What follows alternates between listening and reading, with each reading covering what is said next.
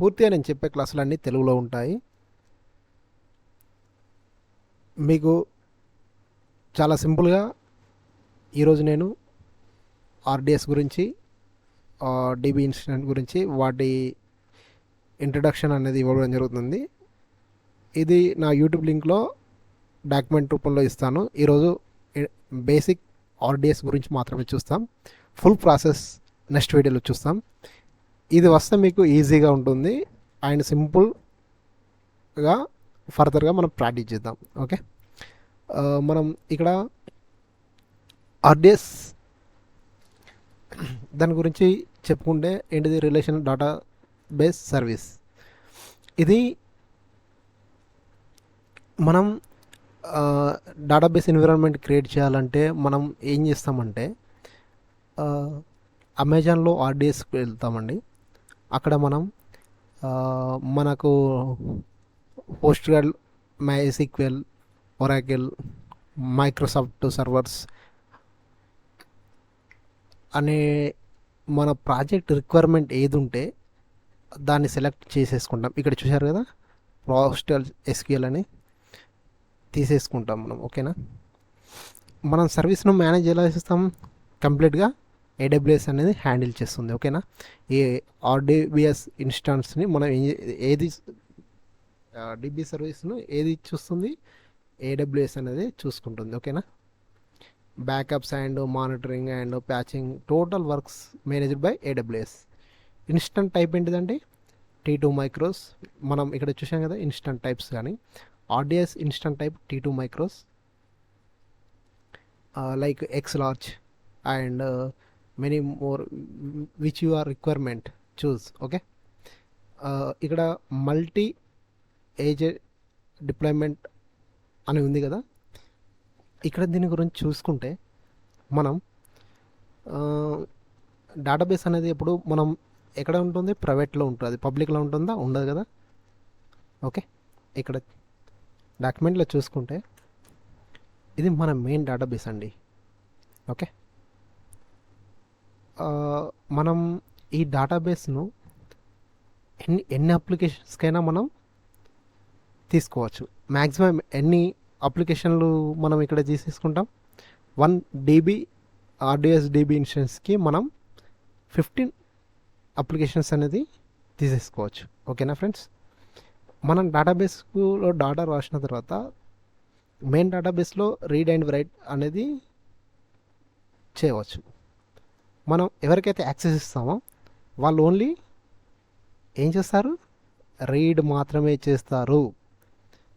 Okay, multiple zone availability regional మాత్రమే, database అనేది రీజనల్గా ఉంటుంది.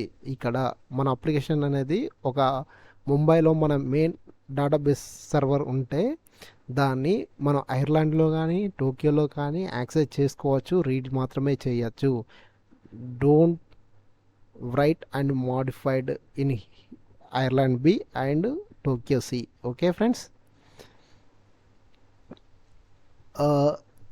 ఇక్కడ high availability and performance of DB అనేది ఇంప్రూవ్మెంట్ కావడానికి మనం ఏం చేస్తామంటే రీడ్ రిప్లికాను యాడ్ చేసేసుకుంటామండి. ఇక్కడ సింపుల్గా రీడ్ రిప్లికాను యాడ్ చేసుకోవడం వల్ల మన DB పర్ఫార్మెన్స్ అనేది పెరుగుతుంది. ఓకే ఫ్రెండ్స్, ఇక్కడ ఈ డాటాను క్లియర్గా స్క్రోల్ మెల్లే చేస్తున్నాను నేను. ఈ డాటా మొత్తం చూడండి, security features, backup, restore, scalability, performance monitoring, parameter groups, automated software, patching, database events, many snapshot. బ్యాకప్కు మనం ఇక్కడ ఏం క్రియేట్ చేస్తాం, స్నాప్చాట్స్ అనేది ఉంటాయి, బ్యాకప్ తీసేసుకోవచ్చు, మీకు తెలుసు కదా. Okay,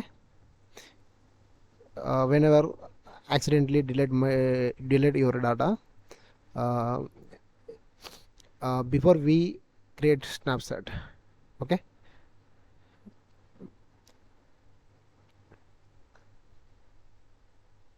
okay, snapshot retained even associated DB instant. Okay, read replica చెప్పాను కదా, read replica can be created, offload and read traffic from primary data instant. Okay, అంటే మనం ఏదైతే రీడ్ అండ్ రైట్ చేస్తున్న మెయిన్ డేటాబేస్లో ఉందో దాన్ని మనం ప్రైమరీ డేటా ఇన్స్టాన్స్ అంటాము. ఓకేనా, అక్కడ మనం ఆ స్కాలబిలిటీ అని మనం రీడ్ చేసే పర్ఫార్మెన్స్ కానీ పెంచుకోవడానికి మనం రీడ్ రిప్లికాను అటాచ్ చేసుకుంటాం.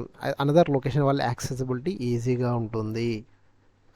డీబీ ఇన్స్టంట్, ఓకే, ఇది మెయిన్ డేటాబేస్, దీనికి మనం రిప్లికా యాడ్ చేసాం. ఇక్కడ ఇది ప్రైమరీ అవుతుందా అండి? మనం ఈ డేటాబేస్లో ప్రతి ఒక్కదాన్ని ఎలా ఎండ్ పాయింట్స్ అనేటివి తీసేసుకొని అప్లికేషన్ 1 అప్లికేషన్ 2కి రెండు ఎండ్ పాయింట్స్ తీసేసుకొని అప్లికేషన్కు కనెక్ట్ చేసేసుకుంటాం. ఈ ఎండ్ పాయింట్స్లో అనేటిది మనం ఇలా 15 ఎండ్ పాయింట్స్ వరకు తీసేసుకోవచ్చు ఒక్క మెయిన్ డేటాబేసెస్ నుంచి. ఓకేనా ఫ్రెండ్స్, అంటే ఇక్కడ ఇప్పుడు ఇది ప్రైమరీ పోస్ట్గల్ తీసుకున్నాను నేను. ఇక్కడ ఇది మెయిన్ ప్రైమరీ డేటాబేస్ అవుతుంది. ఇక్కడ డేటాబేస్లో ఇది ప్రైమరీ డేటాబేస్ అవుతుందా? ప్రైమరీ డేటాబేస్ కావాలి అంటే ఇక్కడ మనం read and right and all performance in here. Okay, in case ఇది ఫెయిల్యూర్ అయిందనుకోండి, ఈ డేటాబేస్ పనిచేస్తుందా? ఇక్కడ ఏదైనా ప్రాబ్లం వచ్చిందనుకోండి, సడన్లీ షట్ డౌన్ అయింది ఈ డేటాబేస్, ఇక్కడ ఇదే మనం ఐర్లాండ్లో చేసుకున్న అప్లికేషన్ 1B అనేది వర్క్ అవుతుందా? ఫ్రెండ్స్, ఇది వర్క్ అవ్వదు. ఓకే, ఇది వర్క్ అవ్వదు. మరి ఇది వర్క్ అవుతుందా? ఇది వర్క్ అవ్వదు. ఇక్కడ ఈ రెండు అనేది ఏంటిదంటే మనం ఎండ్ పాయింట్ క్రియేట్ చేసుకున్నాం, రీడ్ రిప్లికా చేసుకున్నాం. ఈ రెండు అనేది అసింక్రోనస్, రీడ్ అండ్ రైట్ అనేది లేదు. ఏది సింక్రోనస్? ఇది సింక్రోనస్. మనం ఇక్కడ రీడ్ అండ్ రైట్ చేస్తున్నాం కాబట్టి ఇది సింక్రోనస్, అందుకే ఇక్కడ అసింక్రోనస్, ఇది అసింక్రోనస్ అని ఈ రీడ్ రిప్లికాను మనం చేసుకున్నాం, రిప్లికేషన్ చేస్తున్నాం. రిప్లికేషన్ చేయడం ద్వారా మనము పర్ఫార్మెన్స్ ఆఫ్ మన డేటాబేస్ యొక్క పర్ఫార్మెన్స్ను మనం ఇంప్రూవ్ చేసుకుంటున్నాం. Okay friends, okay, easy accessibility కోసం మనం పర్ఫార్మెన్స్ అనేది యాక్సెప్ట్ చేసుకుంటున్నాం. ఇక్కడ మీకు ఈ డయాగ్రామ్ ఇంత నీట్గా ఎక్స్ప్లెనేషన్ అనేది మీకు ఎక్కడ దొరకదు ఫ్రెండ్స్. దీన్ని నేను నా వర్డ్ ప్యాడ్లో చాలా టూల్స్ యూజ్ చేసి మీకోసం చాలా నీట్గా ఎక్స్ప్లెయిన్ చేయడం జరిగింది. ఓకే, ఓకే ఫ్రెండ్స్, ఈ పైన ఈ డాటా మొత్తాన్ని మీరు ఖచ్చితంగా చదవాలి. ఓకే ఫ్రెండ్స్, ఈ డాటాను ఎందుకు ప్రొవైడ్ జరుగుతుంది? కొందరు పూర్తిగా ఇంగ్లీష్లోనే కావాలి మాకు డాటా, ఇంటర్వ్యూలో యూజ్ అవుతుంది అనే పాయింట్ ఆఫ్ వ్యూలో ఉంటారు కాబట్టి వాళ్ళ కోసం నీట్గా దీన్ని ఎక్స్ప్లెయిన్ చేయడం జరుగుతుంది. ఓకే ఫ్రెండ్స్, చదవండి.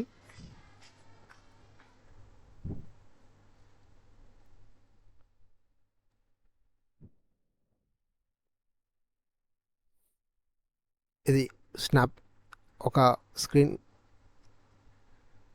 షాట్ తీసేసుకోండి.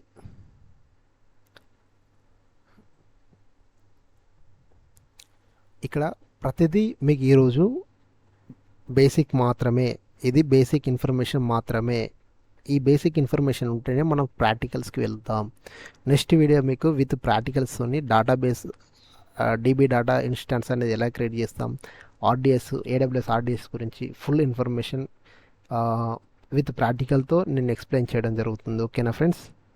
ఓకే, ఇక్కడ అప్లికేషన్కు మనం ఎలా యాక్సెస్ చేసుకుంటాం, యూజర్ నేమ్, ఎండ్ పాయింట్స్ అన్న హోస్ట్ నేమ్ అయినా మనకు ఏడబ్ల్యూఎస్లో మనం ఇక్కడ డిఎన్ఎస్ అన్నా కానీ ఒకటే. User name, password, port number, end points provide by AWS. Okay, DNS name, end points. Okay, ఇక్కడికి వస్తే ఆర్డిఎస్ అనేది రీజనల్ ఉంటుంది, ఎనీ రీజన్లో మనం అవైలబుల్ ఉంటుంది. Read replica will working not high availability. Read రిప్లికాలో నాట్ హై అవైలబిలిటీ. ఇక్కడ read replica not high working availability, but we're multi AZ we connect to the database. It is ఇది అనేది మన multi AZ అనేది ఇవ్వడం ద్వారా అది ఇంప్రూవ్ ద. ఓకే, ఈ డేటా మొత్తం చదవండి. బేసిక్లో మీకు ఇక్కడ క్లియర్గా ఇక్కడ మల్టీ ఏజే అనేది ఇక్కడ ప్రొవైడ్ చేయడం ద్వారా మనకు ఈ ఇక్కడున్న అప్లికేషన్ 1 అప్లికేషన్ 2 అనేది హై అవైలబిలిటీ ఇంప్రూవ్మెంట్ అనేది ఎలా వస్తుంది అనేది మల్టీ జోన్లో ఉంటుంది. Okay friends, high availability purpose we're using multi AZ. Replication synchronous, weak అక్కడ అసింక్రోనస్. ఓకే ఫ్రెండ్స్, ఎందుకు అసింక్రోనస్? ఇక్కడ అసింక్రోనస్. ఇక్కడ ఏంటంటే ప్రైమరీ డేటాబేస్ అనేది క్రియేట్ కాదు. ఎప్పుడైతే మల్టీ ఏజే అనేది మనం క్రియేట్ చేస్తామో అక్కడ ఒక సేమ్ డూప్లికేట్ సీక్వెల్ డేటాబేస్ అనేది క్రియేట్ అవుతుంది. ఇక్కడ మనం ఈ డూప్లికేట్ దానికి మనకు హైలో ఉంటుందండి, ఇది నాట్ విజిబుల్. బట్ ఇక్కడ మనకు MySQLలో ఇక్కడ $100 ఫర్ T2 XLargeకి ఇస్తాము. సేమ్ యాజ్ ఇట్ ఈస్ హైలో ఉన్న డేటాబేస్ అనేది డూప్లికేట్ ఒకటి క్రియేట్ అవుతుంది కదా, దీనికి $100. అంటే ఇక్కడ క్లస్టర్ అంటారండి. ఇక్కడ 3 టైప్స్ ఆఫ్ ఉంటుంది. ఇక్కడ మనకు ఏది మల్టీ ఏజెడ్లో క్లస్టర్స్ అనేది క్రియేట్ అవుతుంది. అంటే 2 డేటాబేస్ అనేది ఒకటి డూప్లికేట్ క్రియేట్ అవుతుంది. దీనికి కూడా మనం నాట్ విజిబుల్ డేటాబేస్ కూడా మనం మనీ పే చేయాల్సి ఉంటుంది. ఓకే, ఇక్కడ ఈ డేటాబేస్ అనేది ఎప్పుడైతే ఫెయిల్ అవుతుందో లేకపోతే ఏమైనా మాడిఫికేషన్స్ వచ్చాయో మనం ఇక్కడ ఎండ్ పాయింట్స్ అనేది యూజ్ చేసుకుంటే మళ్ళీ డేటా అనేది సేమ్ ఉంటుంది. ఇక్కడ చేంజ్ చేసినా ఇక్కడ చేంజ్ అవ్వదు. ఈ యూజెస్ వలన ఒక అప్లికేషన్లోకి ఎనీ చేంజెస్ వచ్చినా ఇంకా అనదర్ అప్లికేషన్లో చేంజెస్ రాకుండా ఎండ్ పాయింట్స్ అనేది రిమైన్స్ సేమ్ ఉంటాయి. అందుకోసమే మనం మల్టీ ఏజెడ్కి వెళ్తాము. ఓకే ఫ్రెండ్స్, ఇక్కడ చూడండి, whenever change the main DB also replicate to another application, this is not good. ఇది ఒక అప్లికేషన్లో ఏదైనా మాడిఫికేషన్ చేస్తే అనదర్ అప్లికేషన్లో మనం చేంజెస్ కావాలనుకుంటామా? No. We're using end points and database will be remain same. ఇక్కడ ఎండ్ పాయింట్స్ని యూజ్ చేసేసుకొని మనం మన డేటాను సేమ్ చేసుకోవాలి. ఇక్కడ ఏం చేంజ్ చేసినా ఇక్కడ అనేది ఎండ్ పాయింట్స్ అనేది రిమైన్ సేమ్ ఉంటుంది friends. Okay, RDS DB instance గురించి క్లస్టర్ ఉంటుందండి, అండ్ మల్టీ జోన్ ఏ ఉంటుంది, మల్టీ ఏ స్టాండర్డ్ ఉంటుంది. ఓకే ఫ్రెండ్స్, ఈ డేటా మొత్తం రీడ్ చేయండి, మీకు పూర్తిగా అర్థమవుతుంది. ఇది బేసిక్ మాత్రమే, రేపు క్లాస్ ఉంటుంది మీకు. ఇక్కడ ఇది ఇంపార్టెంట్ అండి, ఇక్కడ ఇది చాలా important. Secret manager, it is used to store all your secret access keys and secret keys and encryption, user name and password. Okay friends, secret manager గురించి తెలుసుకుందాం మనం. ఇవన్నీ నేను ప్రాక్టికల్గా చేసి చూపెడతానండి. ఈ డేటా మొత్తం ఇంటర్వ్యూకి యూజ్ అవుతుంది. మీకు బేసిక్ ఇన్ఫర్మేషన్ ఎవరు మన ఛానల్లో నేను క్లియర్గా మీకు ఎక్స్ప్లెయిన్ చేస్తానండి. ఓకే ఫ్రెండ్స్, ఇక్కడ multi AZ end points will be to change after fail over remains same. You can enable multi-zone a read a replica also. It is correct. In RDB SSH not possible to RDB instance. Okay, ఇక్కడ SSH ఇవ్వండి ఉన్నాయి. Cost optimisation EC2 ఇన్స్టెన్స్లో మీకు తర్వాత చెప్తానండి. ఇక్కడ మీకు basic information ఇవ్వడం జరుగుతుంది. కాస్ట్ ఆప్టిమైజేషన్ అంటే ఏమిటిదో చెప్తానండి నేను. మనం ఇప్పుడు ఏదైనా సర్వీస్ని యూజ్ చేసుకుందాం అనుకుంటే మనం ఆన్ డిమాండ్కి వెళ్దామా రిజర్వ్కి వెళ్తామా అనేది పాయింట్. ఇక్కడ ఆన్ డిమాండ్కి వెళ్ళడం వల్ల ఇక్కడ చూడండి, మీకు ఇక్కడ ప్రైసింగ్ మోడల్స్ ఏముంటాయి, on demand, reserves and spot and dedicated instant, dedicated host, capacity, reservation, saving plans ఉంటాయండి. ఇక్కడ రిజర్వ్ 1, 2, 3 ఇయర్స్ అంటే ఇక్కడ రిజర్వ్ అనేది తీసుకుంటే 1 ఇయర్ కానీ 3 ఇయర్స్ కానీ తీసుకుంటామండి. 1 ఇయర్ కానీ 3 ఇయర్స్ కానీ తీసుకుంటే మనకు 72% అనేది రెడ్యూస్ ఆఫ్ ది కాస్ట్ అండి. అదే ఆన్ డిమాండ్కి వెళ్తే కాస్ట్ అనేది సేమ్ ఉంటుందండి. అందుకోసమే ఏ క్లయింట్ అయినా మనకు ప్రైసింగ్ మోడల్ అనేది కావాలనుకుంటాడు, అందుకే రిజర్వ్ తీసుకుంటామండి. ఓకే ఫ్రెండ్స్, ఓవర్ ప్రొవిజెంట్ ఇప్పుడు ఇక్కడ మీకు దీని గురించి ఎక్స్ప్లెయిన్ చేయడం జరిగింది. ఒక అప్లికేషన్కు మనం ఏంటిదంటే 4 GB ర్యామ్ అనేది రిక్వైర్మెంట్ ఉంది ఫ్రెండ్స్. ఓకే, ఒక అప్లికేషన్కు నాకు ఒక EC2 సర్వర్ మిషన్ అనేది నాకు 4 GB రిక్వైర్మెంట్ ఉంది ఫ్రెండ్స్. అక్కడ మనడు ఏం చేశాడు, 16 GB ర్యామ్ తీసుకున్నాడు ఫ్రెండ్స్. యూటిలైజేషన్ అందులో ఎంత ఉంది, 1 to 3% మాత్రమే ఉంది అనుకుందాం. ఇక్కడ 16 GB ర్యామ్ అవసరం మనకు. అక్కడ మనం ఏం చేస్తామండి, స్కేల్ డౌన్ యూజ్ చేసి 4 GBకి తెచ్చుకుంటాం. అక్కడ ఆన్ డిమాండ్ సర్వీస్ను మనం ఏం చేసుకుంటాం, రిజర్వ్డ్ సర్వీస్ కింద క్రియేట్ చేస్తాం. ఓకే ఫ్రెండ్స్, ఇలాంటి తప్పిదాలు ఉంటే మనం స్కేల్ డౌన్ చేసేసుకొని రిజర్వ్డ్ కిందకి చూసుకుంటాం. రిజర్వ్డ్ అనేది ఎప్పుడైనా మనకు డిస్కౌంట్ ఉంటుంది. 1 ఇయర్ కానీ 3 ఇయర్స్ కానీ తీసుకోవాలి. రియల్ టైమ్ అప్లికేషన్లో ఖచ్చితంగా 1-2 ఇయర్స్కే తీసుకుంటారు. ఆన్ డిమాండ్కి వెళ్తే కాస్ట్ ఆప్టిమైజేషన్ అనేది మనం ఇంకా చేయలేము. ఈ కాస్ట్ ఆప్టిమైజేషన్ గురించి బేసిక్ ఇన్ఫర్మేషన్ కూడా ఉందండి. ఓకే,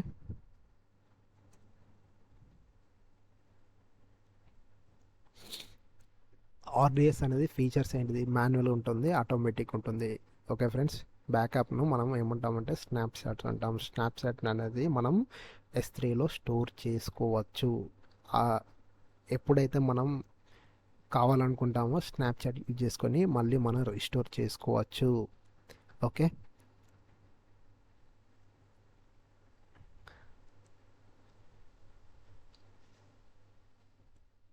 ఇక్కడ చూడండి, డీబీ లెవెల్ ఆపరేషన్స్ మొత్తం ఇది AWS అనేది తీసుకోదు. డీబీ లెవెల్ ఆపరేషన్స్ ఎవరు చేస్తారండి, కస్టమరు అంటే డెవలపర్ కానీ కస్టమర్ని చేసుకుంటాడు. ఎందుకంటే ఇది AWSకు మొత్తానికే సంబంధం లేని మ్యాటరు.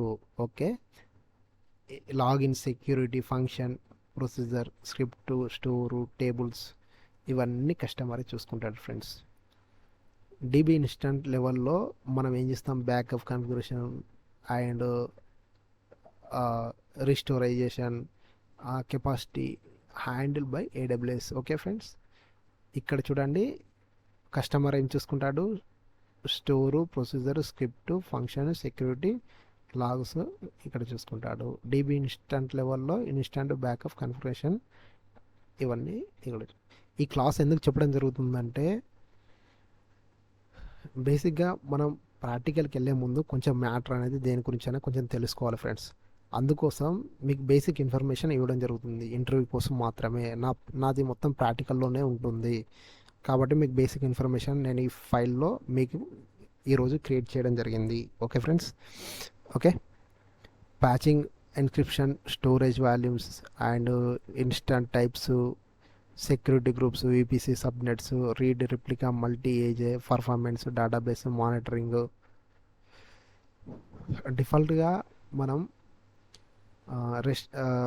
బ్యాకప్ రెస్ట్రేషన్ అనేది 7 days ఉంటుంది. మనం ఇక్కడ 35 days అనేది మాన్యువల్ బ్యాకప్స్కి ఇచ్చుకుంటామండి. ఓకేనా ఫ్రెండ్స్, మాన్యువల్గా మనం డిలీట్ చేసేసుకోవచ్చు. స్నాప్చాట్ని మనం ఎక్కడ ఎక్స్పోర్ట్ చేస్తాం. ఓకే ఫ్రెండ్స్, ఓకే, ఈ RDBS ఎందుకని మనం డాటా అనాలిసిస్ చేసే వాళ్ళు ఏం చేస్తారు, వాళ్ళు మన డాటాను తీసుకొని రీడ్ పర్పస్లో మనం యూజ్ చేసుకునే ఈ డేటా మొత్తం డాటా అనాలిసిస్ వాళ్ళ కోసమే మనం స్టోర్ చేయడం జరుగుతుంది. అండ్ మన సెక్యూరిటీ పర్పస్ మన కంపెనీ డేటాలో ఉన్న డేటాని సెక్యూర్ చేస్తాం మాత్రమే. ఓకేనా ఫ్రెండ్స్,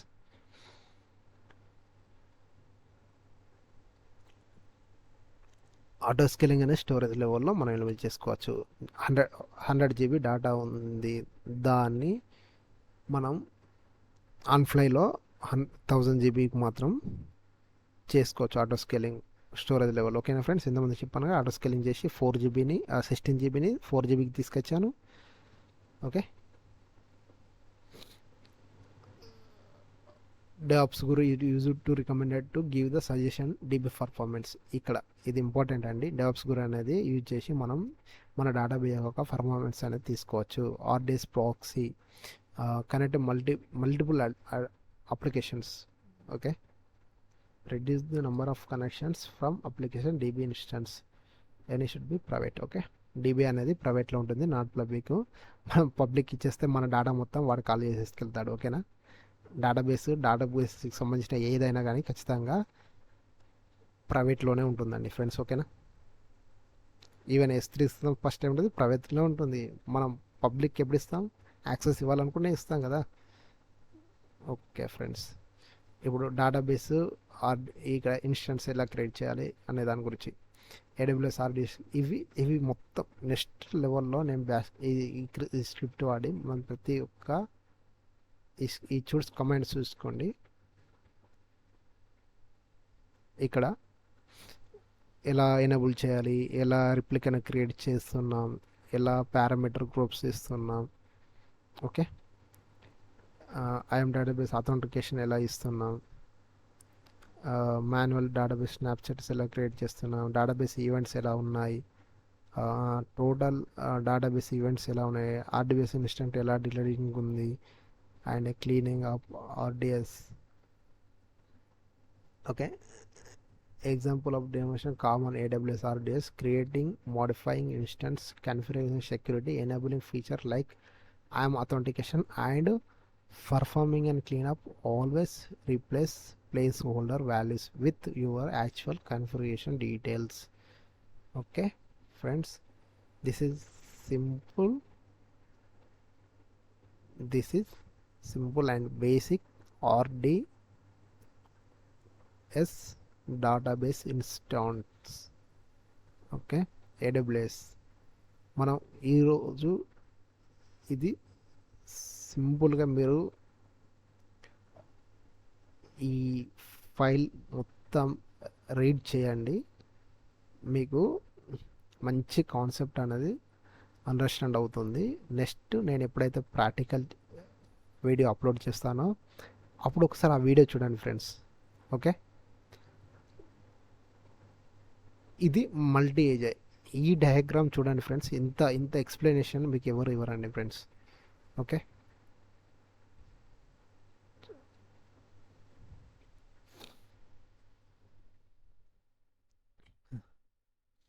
ఇక్కడ ఈ టోటల్